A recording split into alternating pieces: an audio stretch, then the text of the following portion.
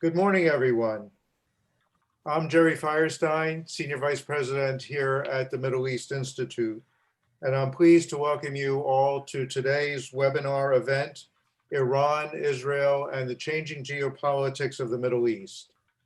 Israel has historically been an enemy to Arab states since its founding. However, as Iran's sphere of influence has grown in the Middle East through proxy forces, many Arab states have come to see Iran as the bigger threat to regional stability and national security.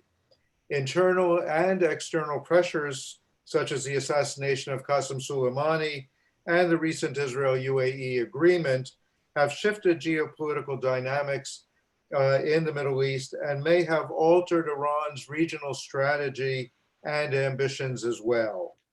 Today, we're going to hear from an outstanding panel of experts who will discuss Israeli and Iranian relations in the context of changing geopolitical realities. First, we have with us Mark Dubowitz. Mark is a chief executive at the Foundation for Defense of Democracies. He's an expert on Iran's nuclear program and its global threat network. Next, I'd like to welcome Meir Javedanfar. Meir is a senior research fellow at the Meir Ezri Center for Iran and Persian Gulf Studies. Meir also teaches Iranian politics at the Interdisciplinary Center in Herzliya. And finally, I'm pleased to welcome Ksenia Svetlova. Ksenia is a senior researcher fellow at the Institute for Policy and Strategy at the Mitvim Institute.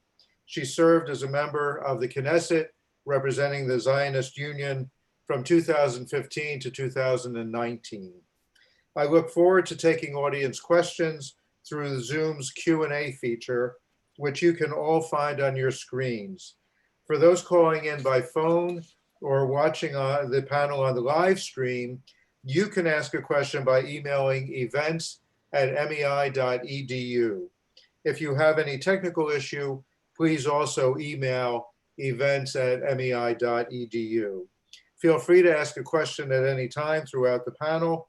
I'll be looking at all of your questions and will factor as many as possible into our discussion. With that, let me begin and turn first to Mark Dubowitz for his introductory comments. Great. Well, thanks so much, Jerry, and thanks so much to MEI and to my co-panelists. Wonderful to be with you all. So let me begin where I think all of us are leaving off, which is really where has Iran gone over the past year and where is it likely to go over the next year, and particularly through the prism of US-Iran policy. It's, I think, admittedly been a terrible year for the Supreme Leader Ali Khamenei. He's obviously, he and his regime under punishing economic sanctions as a result of President Trump's maximum pressure campaign, which has certainly been more punishing than anyone expected. US secondary sanctions, the power of the US dollar, the size of the US market have driven most companies and financial institutions out of Iran. The Iranian economy is reeling. The rial has plunged from about 38,000 to 1 when President Trump took office to 235,000 to 1 or so. The inflation rate is soaring. GDP is -7 to 10%. Non-oil exports are down by 40%. Oil exports are probably down by 80 to 90%. So economically, it's been a horrible year for the Islamic Republic. Regionally, it's been a very difficult year. The Islamic Republic was certainly on the march as a result of the 2015 JCPOA or nuclear deal. It had money flush with funds. Qasem Soleimani was all over the Middle East taking selfies, and certainly had a fierce reputation amongst both adversaries and allies. Well, as you mentioned, Jerry, that came to an end in January when President Trump ordered the killing of Soleimani and his cohort in Iraq, al-Muhandis.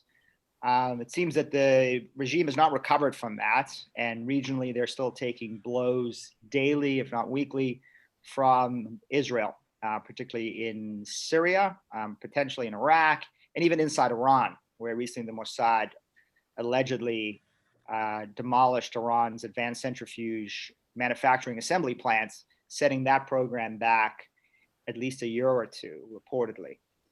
And the regime is facing as well internally labor strikes and demonstrations. About 6 months ago, huge demonstrations. They responded viciously, killed probably over 1,500 people, tortured and imprisoned thousands more. And yet labor strikes continue throughout the Iranian energy sector and other sectors as we speak. So a really bad year for the supreme leader. I think a good year for US policy. I think this is maximum pressure campaign is working. I define working as essentially coercive deterrence, really denying the regime the money and the freedom to engage in its malign and destructive activities. And whether that drives the regime to the negotiating table to negotiate a new agreement or not, I think we'll have to see what happens after the November election. And the November election obviously is going to be critical for US-Iran policy, because I think you have two pretty stark policies. You have President Trump's maximum pressure campaign. I think we know where that's going. And we have Vice President Biden's policy, which, as announced in the Democratic platform and on the campaign website and in Vice President Biden's statements, will involve a return to some kind of diplomatic agreement, whether that be the JCPOA of 2015 or the JPOA of 2013, or some kind of new comprehensive agreement that addresses some of the fatal flaws of the original 2015 agreement. That's yet to be seen, and I think a lot depends on what happens inside Iran and whether the Iranians are prepared to come to the negotiating table and under what conditions if Biden is elected president. I think from a Trump administration perspective, they are considering all types of contingencies. They are planning for a Trump 2 term, where they will continue maximum pressure, but also President Trump has made it clear he's eager, maybe too eager, to sit down with the regime to negotiate an agreement. I think if President Trump does, there is a risk that that agreement could be as flawed as the original 2015 agreement, but unfortunately even worse, because it'll be submitted to the Senate as a treaty for ratification. I think most Republicans would probably line up in favor of that. President Trump would ask Prime Minister Netanyahu to give another speech at Congress, but this time endorsing the deal. And you may even get some Democrats supporting it. So you may end up having a Trump-Iran deal ratified by the US Senate. If that happens, I think that would be a big problem, unless the agreement is vastly better. If Vice President Biden, on the other hand, negotiates an agreement, and that agreement isn't vastly better, he will face enormous opposition from the Republican Party, from Israel, from the Gulf states. And I think what that will do will deter many businesses and banks from going back into Iran, knowing that 4 years later, Republicans may take back the White House, withdraw from the JCPOA once again, and reinstate all of the sanctions. So there's a chance that that sanctions wall of political and market deterrence will keep much of the sanctions relief away from Iran, even in the event that Vice President Biden withdraws. So with that, I'll stop my remarks, and I look forward to hearing from my co-panelists. Thank you very much, Mark. And we'll turn to Meyer next and ask Meyer, particularly in light of the recent changes in Israeli relations with the Arab world, particularly the Israel-UAE deal. How does that affect Iran and its strategy going forward?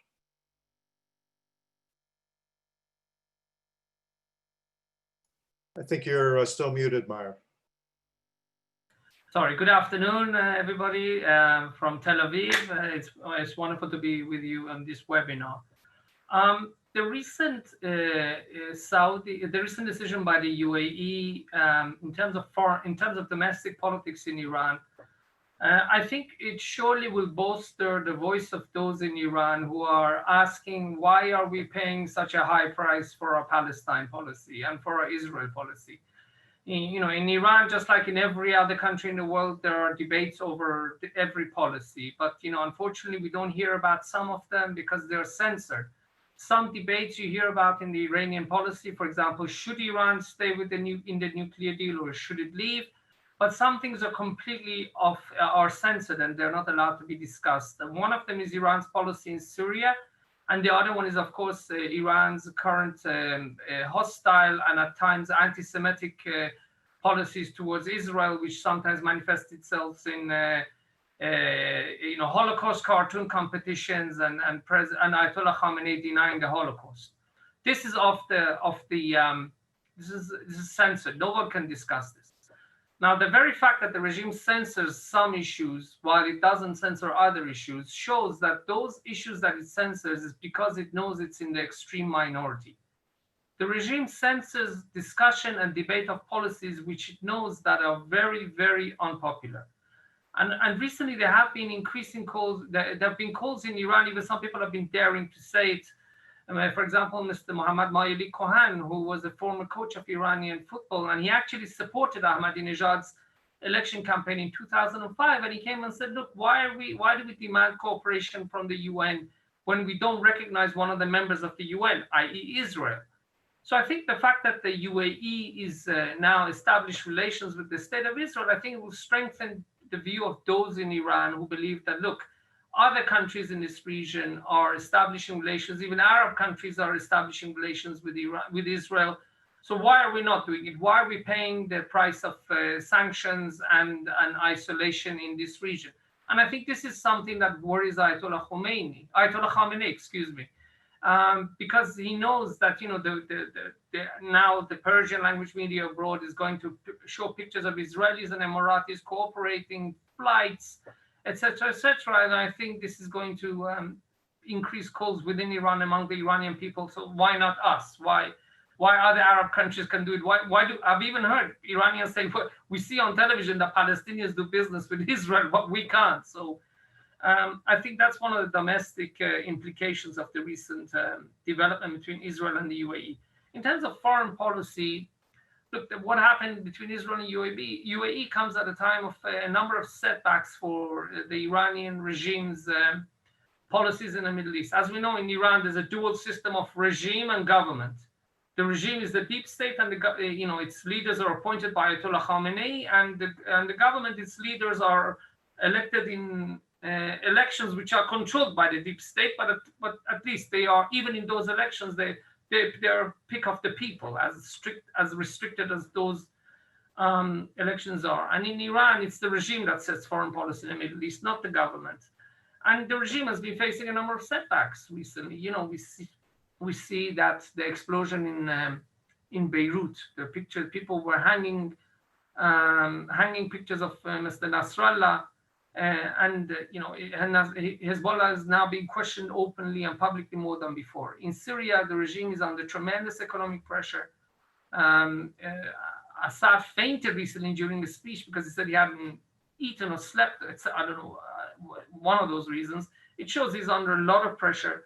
And there's now also emerging a powerful competitor in the Middle East called Turkey for Iran, which is also going to, Iran and Turkey are not enemies, but they are competitors. And that's going to, the emergence of Turkey is going to create some sort of, it's going to create challenges for Iran in the Middle East. But overall, the challenges set to the Iranian regime in terms of the Israel-UAE agreement, they're tactical, they're not strategic. That's because the UAE does not play a major role in Iran's policies in this region. The countries that play a major role are Syria, Iraq, Yemen, and of course Lebanon. But it's still a setback, and and I think the Iranian regime will try to strengthen organizations and those who are against this deal. But I don't think it can do much to stop it. My timer says five minutes, so I'll stop now.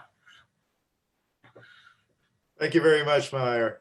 And Ksenia, turning to you, also, if you could put the Israel-Iran relationship or lack of relations into a regional context, but also to talk a little bit, and Meyer mentioned the Russia angle.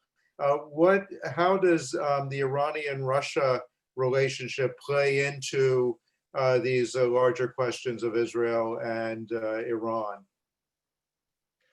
Thank you, Jerry. So good evening and good morning to all of you. Thank you for the MEI for hosting us and for everybody who is joining. First of all, to maybe a few points about the rapprochement between Israel and the Arab countries, which were both, the agreement with the UAE was both a surprise and both an expected development. Yes, because their priorities are obviously changing. The actors in the Middle East are actively looking for new alliances and opportunities. So all of this have not been missed from the eyes of the Iranians. While for now they have the doubtful pleasure of the sole defenders of the Palestinian nations, it does little for their self-esteem, for their self-assurance in this very entangled and difficult region. I have to add that I completely agree with Mayor saying that strategically the big picture doesn't change due to this agreement, because although Israel likes to say, the Israeli leaders like to say that we have common enemies and therefore we and the Emiratis and the Saudis are on the same side, this is not completely true, and we all know that if and when the Emiratis will get eventually the F-35s, they will not be used against the Islamic Republic of Iran, given the investments of Iranians in Emirati economics and given the good ties and the improved ties, actually, yes, between the Abu Dhabi and between Tehran in the last few months. Having said that, still, there is a lot of anger and a lot of concern in Iran in regards to this agreement. And we have seen today the direct answer, the reaction of Iran to this development. So the Iranians are reacting with their own promise to deepen the ties between Iran, China, and Russia. So according to a few news sources in Iran, Russia will eventually be able to act, its ships will be able to act in the Iranian ports of Bandar Abbas, Chabahar, and Bushehr. Okay, so 3 important ports. This is what Russians basically were trying to achieve during the, to increase their being in the Mediterranean, in the Persian Gulf, and to having as much as possible a presence for their fleet. I'll say they might get it now with eventually with Iran. The second point is the possibility of selling more Russian weapons to Iran after the end of the weapon embargo. So there is not much time left, for this to expire. And whether this agreement will indeed expire, there is a big question. What kind of weapons Russia will eventually sell to the Islamic Republic of Iran? So there is obviously tension between the desire of Iran to get their hands on the offensive weapons that Russia can supply them, and eventually it might be also the Iranian, the Russian plane, the Su-35, the alternative to F-35, which is something that the Egyptians are mulling right now. But for now, the Russians seem to be not very much interested to displease their partners in the Arab Middle East, in the Gulf specifically, and they might want to, keep it by selling to Iranians only the defensive weapons. For example, the S-400, without some of the key elements that might turn the system into an offensive system. But this is not a question of whether Russia will sell Iran the weapons. It will sell the weapons. The question is what kind of weapon, how it will use it, and how it will continue with its policy of playing with every possible side here in the region. Something that Russia, frankly speaking, has been excelling in during the last 5-6 years. They are having good relations with both Syria and Israel and Hezbollah, but also Turkey and the Kurds. So now it's both Iran and both the countries in the Gulf, the Arab countries that Russia is seeking rapprochement and also is seeking luxurious agreements to selling weapons to them. So to sum it up, I will just say that this is a new era, definitely, that will start now in Russian-Iranian relations. It will not go exactly to the direction that Tehran is interested. Russia will remain a very important player here in the region. We, the Israelis, will have to ask ourselves more than one time, how does it hurt our national security? And as for presence of Iran in Syria and Lebanon, it does not go anywhere. It will remain there, and it will pose a mortal danger to our national security, just as it did before the historical agreement with the UAE. Thank you. Thank you, Ksenia. Mark, let me go back to you. You had suggested in your opening comments, and what I think is a fairly accepted conventional wisdom here in Washington, that in a sense, regardless of who wins in November, there will be interest in opening up some kind of a dialogue and negotiation with the Iranians. President Trump has said directly that he anticipates, if he wins, that the Iranians will seek to strike a deal with him. There have been a number of leaders of the Biden campaign who have said publicly that they would want to find a way back to negotiations. This puts Israel obviously in an awkward position. The Israelis welcomed the Trump maximum pressure campaign. They obviously have no particular interest in seeing Iran let off the hook by a new US administration. So how do you see the Israelis playing what is likely to be this evolving American policy towards Iran going forward? And to what extent will the Israelis seek to achieve some of their strategic objectives? And some people would argue that they've already started between now and the election, in order to safeguard against an American return to a more open policy towards Iran. Yeah, Jerry, I think that's a great point. I mean, I think the Israelis appreciate that they pretty much have between now and January to continue to run the kind of covert operations that Mossad Director Yossi Cohen has clearly green-lighted and that we've seen manifest themselves recently. So his term has been extended by Prime Minister Netanyahu until the middle of next year. And I think that's sort of the window of opportunity for Israel to really hammer the regime, both inside Iran and in some of these other countries like Syria. Thereafter, it's really an open question. I mean, if we go back to the Obama policies of sort of 2013 to 2015, President Obama at the time really tied the hands of Israel with respect to its more coercive and kinetic actions. And I think it was a big mistake. It's an open question whether President Biden would do the same, or he would appreciate that Israel is giving the United States some pretty extraordinary leverage as long as the Israelis continue to hammer Iran's nuclear, missile, and military programs. President Trump may be, again, he may continue this green light policy that he has certainly undertaken over the past 3.5 years and continue to give the Israelis that opportunity, or he may too say, listen, now we're engaging, we're negotiating, and if we're negotiating, that's it. No more kinetic action, no more covert action. We don't want to undermine the spirit of the negotiations. I hope both men understand that that's wrong-headed, and if anything, they should be intensifying the pressure, not only coercive pressure and kinetic pressure, but maximum economic pressure as they approach these negotiations, if they indeed occur. Thanks, Mark. Meyer, we have a question from the audience, from Raymond Termini. You had talked a lot about popular opinion in Iran, the whole question about, if the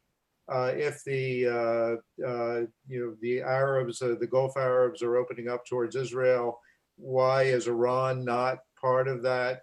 After all, the Iranians had relations with Israel for many years when the Arabs didn't. So the question that Raymond has is again going back to at least middle-class, educated Iranian opinion in Iran, that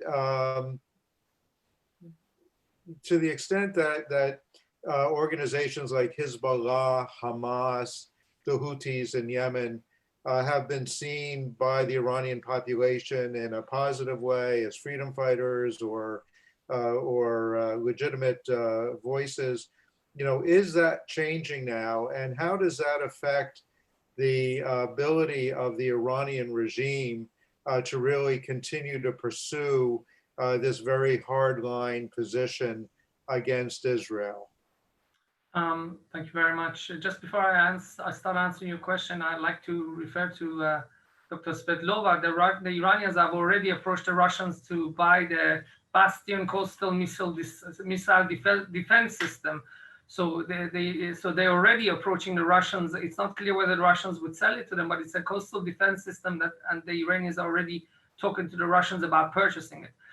In terms of public opinion about Iran's support for these groups, I think at the moment the regime doesn't really care what people think, even though it knows that majority of the people are against it.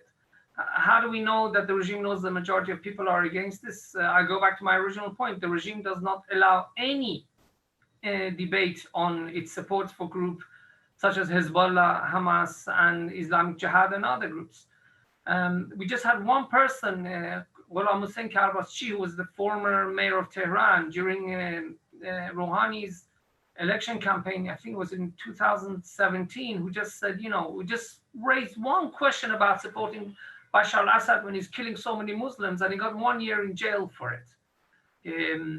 So I think the resentment is the fact that, number one, people don't have any say over this. This is not something that's put on the ballot box. People, when they go to vote for president, this is not one of the issues that the presidential debates discuss. And I think another fact is that people see that the regime's policies in the region as something that they pay a price for, but they get no benefit. Which what does Iran get? I'm sure Iranians want Iran to be a superpower. Every country wants their country to be a superpower, even from small Qatar to Iran during the time of the Shah. The Shah was helping with Israel and America, with the Kurds in Iraq. The Shah wanted Iran to be a superpower. But the difference between the Shah policies and the current regime's policies is that the people of Iran during the Shah were not paying through the nose economically for those regional policies. Iran had a thriving economy, had good relations with many countries, but now people are, I think, very resentful of the fact that they have no say over it, and the fact that, look, Iran has many domestic problems. One of them being the environment. I don't want to take too much of your time answering this, but more than half of Iran's population is living in areas which could be affected by land subsidence. Ambassador Fierstein, every month in Tehran there are sinkholes that are appearing and swallowing cars, and some parts of Tehran the houses are already sinking and you can't even open the door, and it's going to get worse. I think people naturally want those areas to be looked at, but the regime, I don't think for now it's listening. Thanks, Meyer. Ksenia, let me ask you, in a kind of odd way, what is the possibility, in your view, that the Israel-UAE relationship, the change, might actually open up a door of communication with Tehran? Initially, of course, both the Israelis and the Gulf Arabs, particularly the Saudis and the Emiratis, fully embraced the maximum pressure campaign. They were all more or less on the same page in terms of the requirement to do more to try to force Iran to change its malign behavior in the region, the terrorism, the missile programs, the other aspects that were of greatest concern, frankly, to the Gulf states. Over the past year, we've seen the Emirati position on Iran evolve. And in fact, they have opened up a little bit. The Emiratis went out of their way a year ago to basically describe their decision to withdraw militarily from Yemen as a signal to Iran that they wanted to reduce tensions. In this period of the global pandemic, we've seen the Emiratis sending relief supplies to Iran, of trying to assist the Iranians in addressing the impact of COVID-19 on the Iranian population.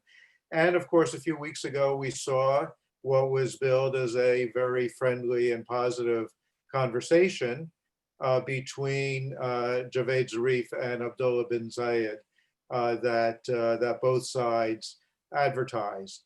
And so do you see that in that odd way, if the Emiratis are pursuing a policy not only of normalization with Israel, but also at least of tension reduction with Iran, that in fact opens up a new access and a new channel of communication that could in some way reduce the tension between Israel and Iran? Or is that beyond the scope of this relationship? Well, frankly speaking, I will have to say to you that historically, the Arab Gulf countries didn't need a normalization agreement with Israel in order to try to play a mediation role between Israel and Iran.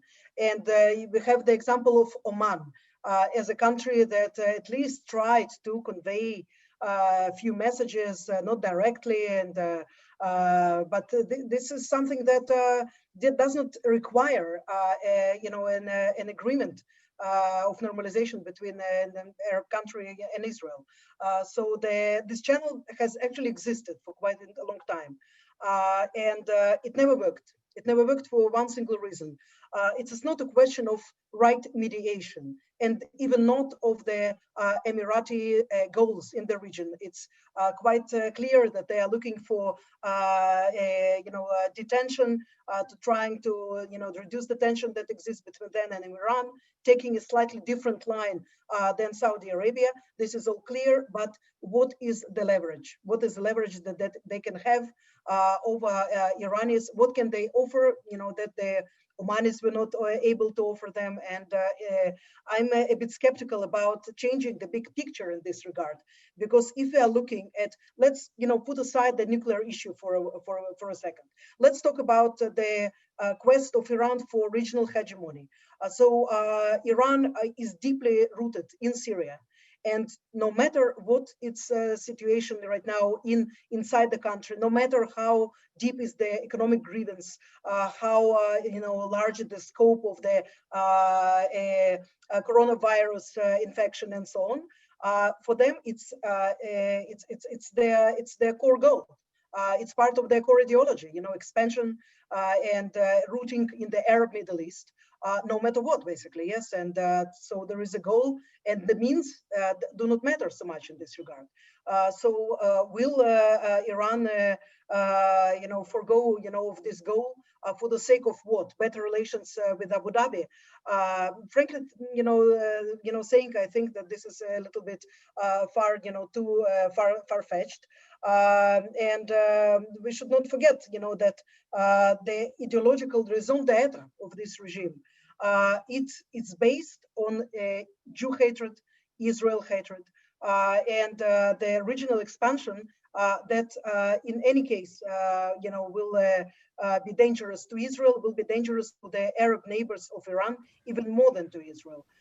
So if they, will change this bad behavior, this malign behavior for economic goals, then the Iranian regime will cease to be an Iranian regime. So they will, there will be some other regime, which is nice. But for now, I do not see that this is a real option. So I would say that for us and the Emiratis, I think the goal is, of course, the consolidation of the so-called the Union of the Moderates, something that Condoleezza Rice was dreaming of back in 2005, 2006.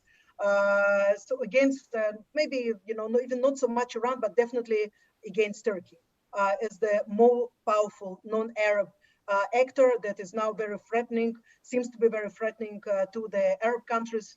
You see the example of Libya, of course, the example of Syria, the example of Iraq, which will be the next hot potato for everybody. It's not Syria and not even Lebanon. Yes, I think it's definitely Iraq, where there will be the clash of powers, US, Russia probably, Iran, and Israel, because, there is the battlefield now, of Iraq. It's the perfect storm that will come.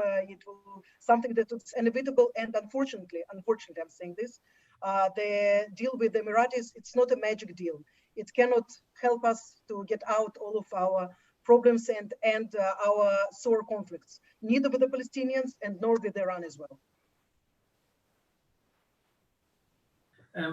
Meyer, did you want to jump in? Yes, sir. You raised the point, Ambassador, about countries wanting to play go-between. We don't, of course, UAE would be wonderful, but, we're not short of countries that want to play go-between between Iran and Israel. Tel Aviv is chock-a-blocks with 27 EU embassies, and now these days, plus Mr. Putin as well, who would love to play go-between. But unfortunately, the Iranian regime, and I'm not even bringing the government into it. Even Iranian governments at some stage, even Mr. Ahmadinejad realized that the Iranian regime's Israel policies are actually backfiring. Rafsanjani did, so did, of course, Mr. Khatami. Rouhani, Rouhani, there's a quote from Rouhani in 2013. He said, and I'm quoting Radio France Persian, he said that our biggest enemies are not, it's not America and Israel, it's the cost of living, it's inflation, it's the environmental problems, but the problem it's the regimes. Believe you me, there's a whole queue, there's a long line of countries that would play go-between with pleasure between us and the Iranians, but it's the problem is the Iranian regime. Thanks, Meyer. Ksenia, I wanted to come back to you. You had started to talk about Iraq and the implications for Iraq. And obviously, that's one of the big question marks in this whole moment that we're in. And we have a question from Bijar Bashkali asking specifically, how can the new Israel-Arab world relations impact Iran's influence over Iraq and other neighboring countries? So thank you for this question.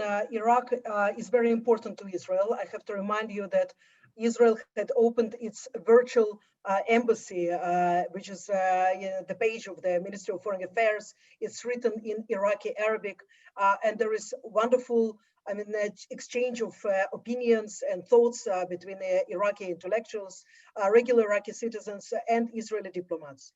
And I personally had the pleasure of welcoming a few Iraqi MPs 3 years ago as a member of parliament. I cannot, of course, disclose who they were. It was a, kind of a secretive visit, but I can say to you that they were not Kurds. They were not Kurds, and they were very interested in promoting their relations with Israel.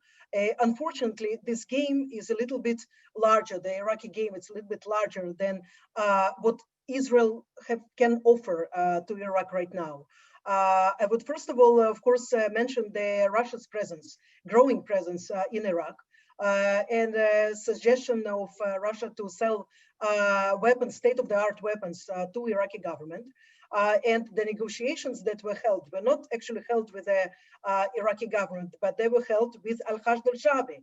Okay, so the umbrella organization of Iraqi Shia militias. So there is maybe there is some coordination with Iran. We don't know this, but there is definitely a game that is playing against the United States in Iraq. From one side there is Iran, from other side there is Russia. And perhaps the tactic that will be chosen right now by the Russians, both in Syria and both in Iraq, is to increase the pressure on the American troops that are located in these countries in order to, increase the cost of staying there and eventually to bring them to pull out. And by that time, there will be it will be a sphere of dominance of both Iran and Russia. There will be hardly any place for Israel in that. I'm saying this again with great sorrow, because from what I know from our Ministry of Foreign Affairs, there are a lot of efforts that are being done in order to improve the relations with Iraq, even to the degree of recognition, which is not very likely at the moment. So I will just keep it at that. Maybe the last sentence that I will say is that on the social networks, we saw a lot of support by Iraqi citizens to the Israel-UAE deal. So instead of criticism towards this deal, something that we actually saw on the Jordanian and Egyptian networks, we saw a lot of support and a lot of criticism towards Iran. And its dangerous role that it's playing and meddling inside the Iraqi politics. So this is, they could be encouraging, but we unfortunately know that after more than 1 year of courageous demonstrations in Iraq, until now there is no real change, also no real ability of the Iraqi government to actually disengage from the Hashd al-Shabi and to decrease the role of Iran in their country. Thank you, Ksenia.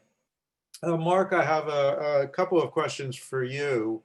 One from Ross Harrison, who said that you had spoken about a significantly better deal with Iran, which presumably would include curbs on Iran's regional activities.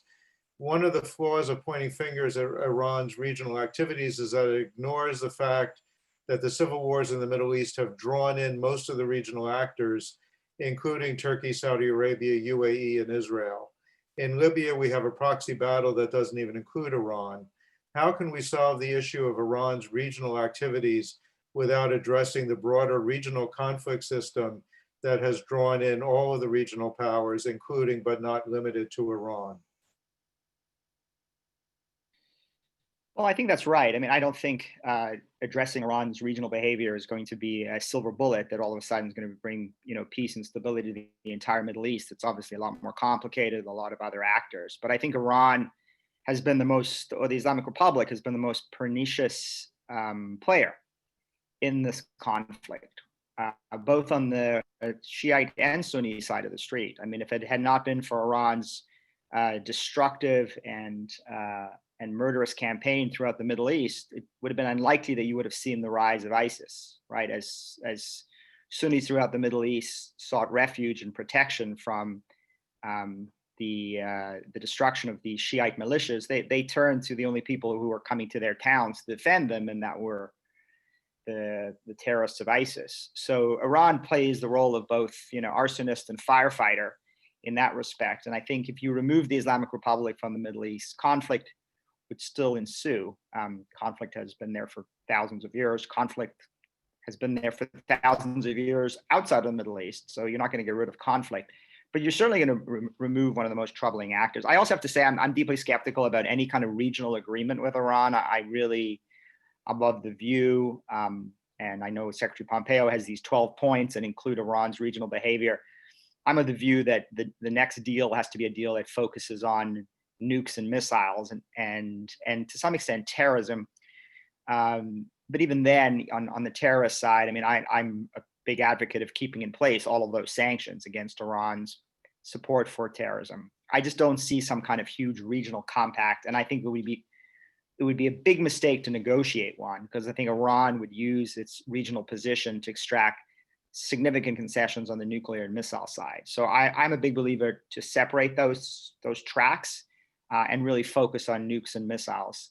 I just want to comment a little bit on the UAE deal. I haven't said anything about that. I'm actually of the view that this is a huge strategic deal between Israel and the UAE.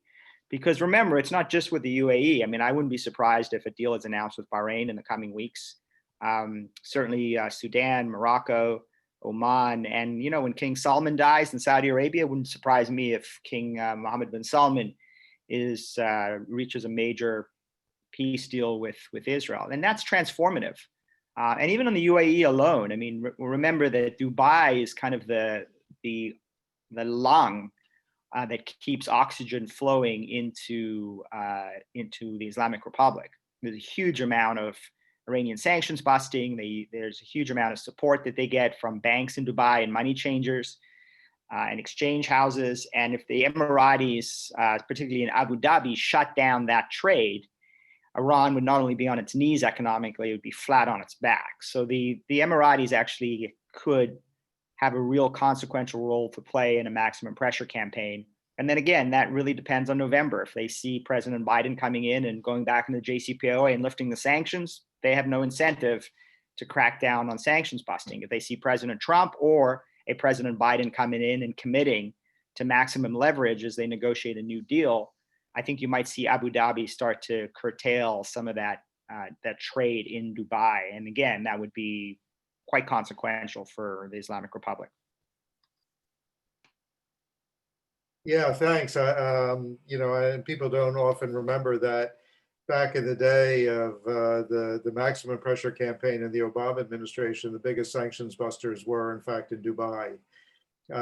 But staying with you and perhaps more or less along the same lines, the question from the audience revolves around, is there scope, presumably in a post-November 3rd moment, again, regardless of whether it's a second Trump administration or a Biden administration, what is the scope for some kind of a new alignment with the US and our European allies, and perhaps the Russians and the Chinese, on a new negotiating strategy with the Iranians?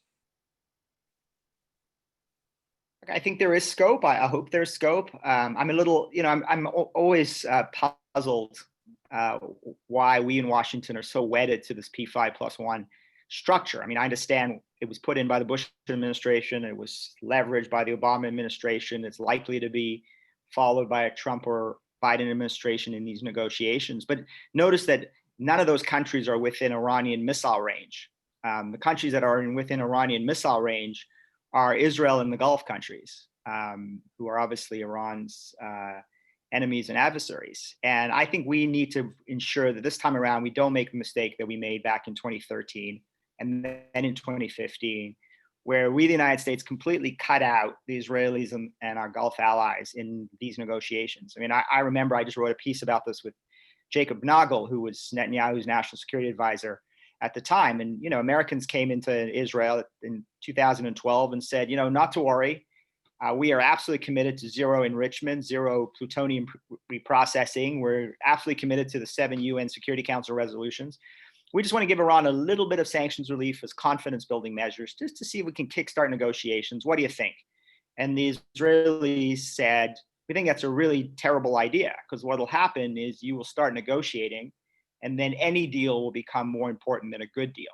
And sure enough, that's exactly what happened in 2013 in Oman with the JPOA, in 2015 with the JCPOA. The United States abandoned all of its positions that were long held and were concretized in the Security Council resolutions, and Iran got enrichment, reprocessing, they got advanced centrifuge R&D, and all of these restrictions would go away over time, and Iran would emerge with an industrial size enrichment capability powered by advanced centrifuges, which are obviously much easier to hide, building ICBMs that threaten the United States, not only obviously a ballistic missile program that threatens US troops in the Middle East and our Gulf allies and Israel. And so we completely abandoned our negotiating position. I would hope this time around that we would talk to the countries that are actually in missile range. That would be a little more important than talking to the Chinese, the Russians, and the French, Brits, and Germans, in my humble opinion.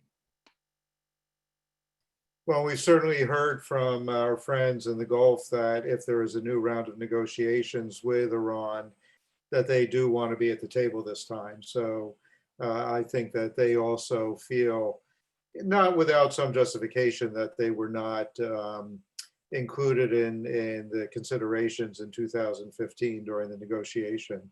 I don't want to leave the conversation without touching on Lebanon. Lebanon is, of course, the crown jewel of Iran's regional policies, of Lebanon and the relationship with Hezbollah. And they have, in the last months suffered a number of fairly serious setbacks where, as we mentioned earlier on, there have been some very negative comments and reactions to the Hezbollah role in Lebanese internal politics. The Tel Aviv municipal building, I think, was lit up with the Lebanese flag. The people at the municipal building in Tel Aviv are getting very adept at projecting various flags onto the side of their building, but this one was Lebanon. Does the current situation, the internal situation in Lebanon, open up possibilities for Israel, perhaps to reduce the role of Iran in Lebanese internal affairs, and perhaps open up some possibility of at least stabilizing that relationship? Meyer? Sorry. Well, Ambassador, the short answer is unfortunately no. That's because the Iranian regime has a very successful strategy of exploiting Shiite grievances, and there are very genuine Shiite grievances in this region. But then, it exploits them and sets up political organizations, and more importantly, and this is what makes them very difficult to dislodge, is it also helps them create militias. We see it in Iraq with the Hezbollah, not only a political party, but it also has its own army with 10 to 15,000 soldiers. And we see it in Syria with the pro-Iranian militia there. In Iraq, we have the Hashd al-Sha'bi. So in Lebanon, I'd love to hear Dr. Svetlova's opinion, because she's an Arabic speaker, so she understands Lebanon more than me. But I'm not very optimistic because because Hezbollah has its own army and there's no armed forces in Lebanon that can confront it. Hezbollah can basically continue.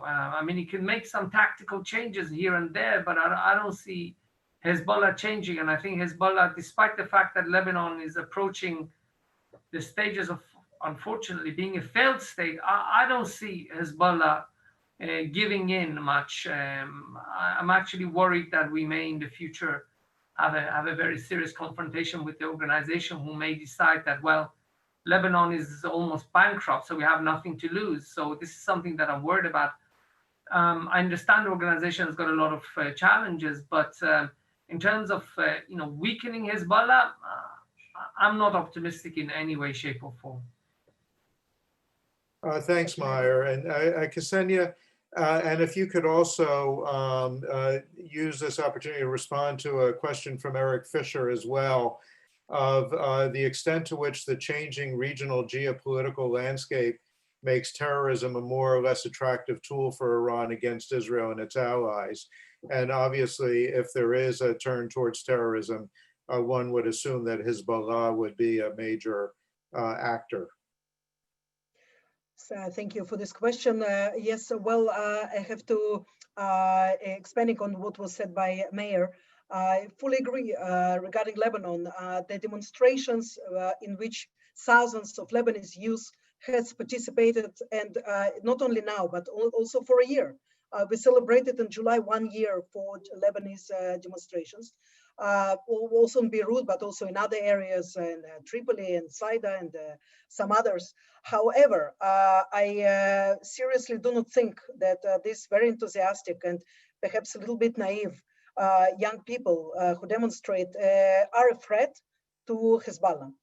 First of all, these demonstrations are not per se anti-Hezbollah demonstrations. There are also demonstrations against Hezbollah, but also against the corrupted political class that had failed the Lebanese people and that had brought it to its knees on the 100th anniversary of its very establishment, which we just celebrated in the beginning of September.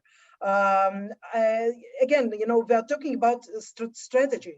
Then nothing in Lebanon that happened right now really affects the desire of Hezbollah. First of all, to continue serving as the Iranian tool, which they are.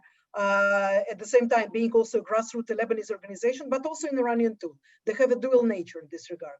Nothing that happened in Beirut will stop from them from accumulating more weapons. However, what did happen is that perhaps the new reality in which not only the blast in Beirut, but also the spread of coronavirus, the unemployment, that the country is going, indeed, it's on its way to become not the Switzerland of the Middle East, but the Somaliland, the Somali of the Middle East, unfortunately. It might bring them to the situation in which they will have to be more careful.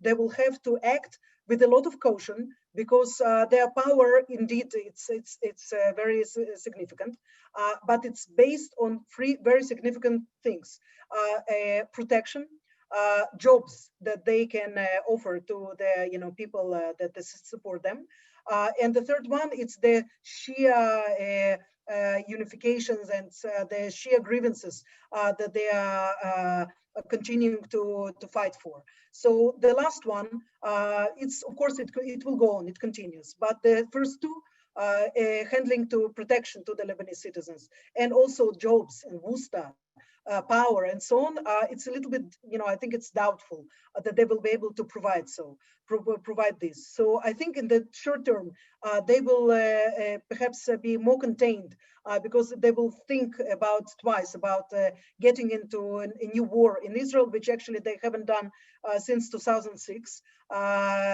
Someone had learned his lessons, obviously. And the second one, it's in the long term. I do not believe that there is any force in Lebanon that is able to cope with Hezbollah. It's the only organized, and it's the most organized power there. I've been in Lebanon myself, 2005, 2006.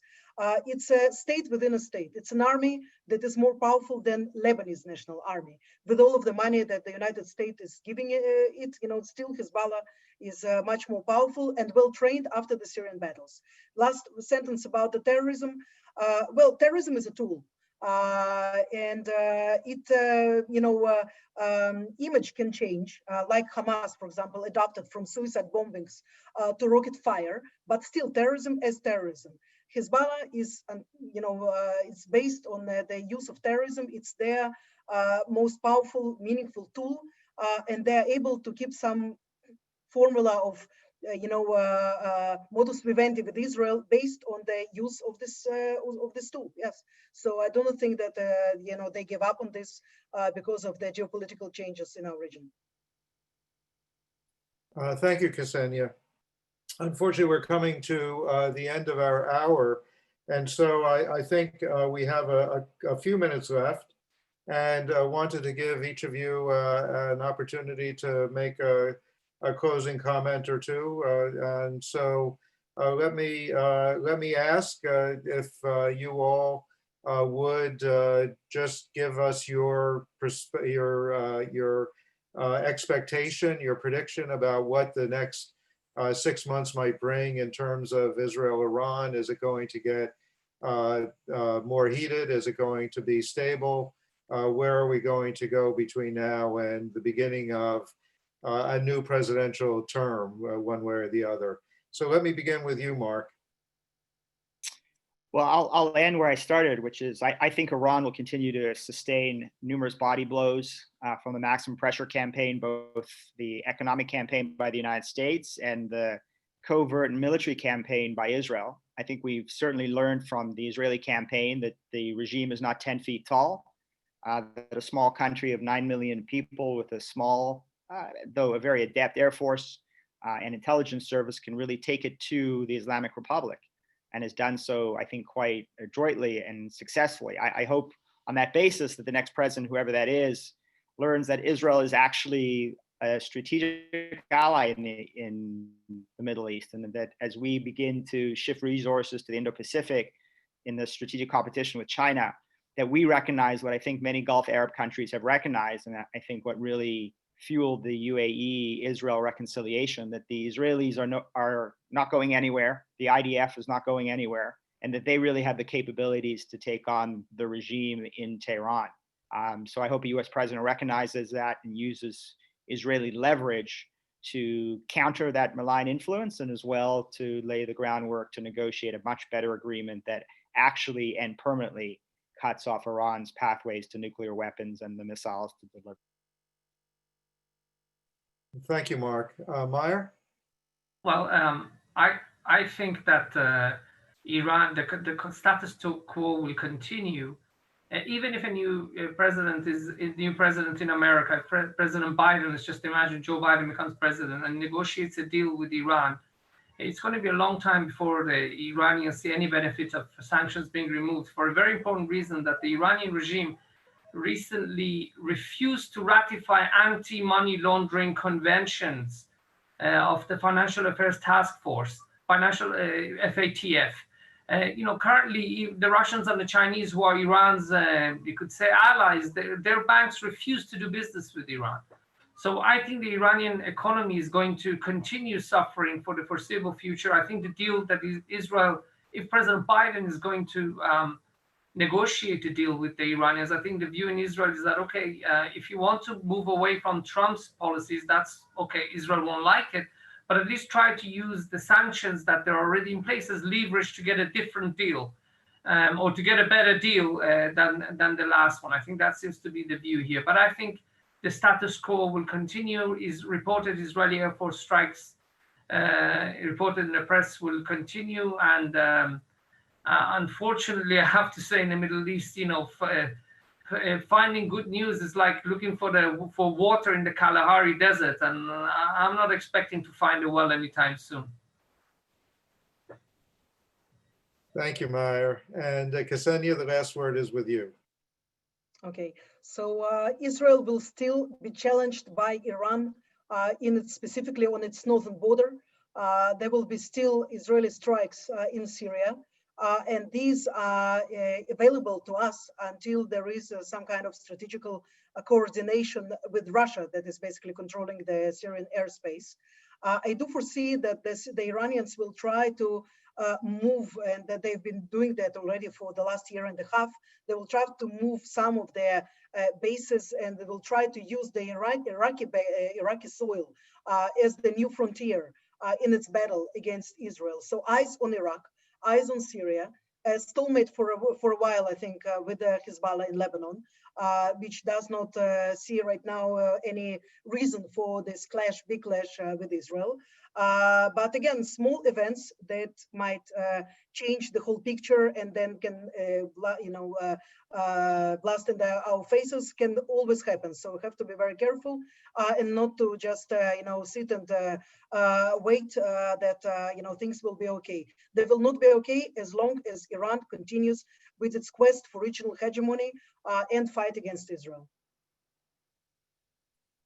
Great. Well, thank you. I want to thank our three panelists, Mark Dubowitz, Meyer Javedanfar, and Ksenia Svetlova, for an outstanding conversation. I think extremely informative.